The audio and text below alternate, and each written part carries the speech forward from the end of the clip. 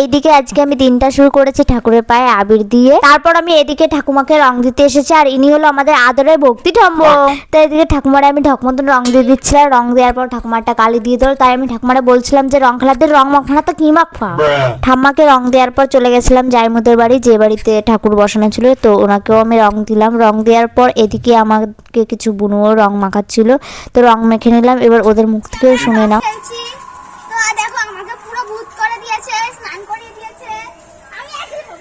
আমাদের খুদে ব্লগার তো লজ্জা পেয়ে দৌড়ি দিল, আর এদিকে আমি এদেরকে নিয়ে চলে যাচ্ছিলাম যেখানে বসন্ত উৎসব হচ্ছিল সেই মাঠে। আর এরা হলো আমার 4 সেনাদের নিয়ে যাচ্ছি।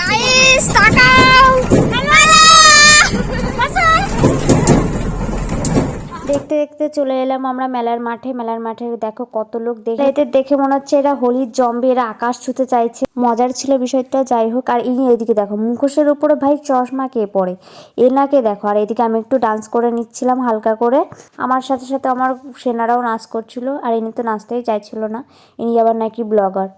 আর এইদিকে এই দেখো এখানে সবাই নাচ করছিল, কেউ রং খেলছিল। তো এইদিকে আমরা মাঠে এসেছি, আর মাঠে এসে রং খেলবো না তা কখনো হয়? তো সবাই সবার মতো রং খেলছিল।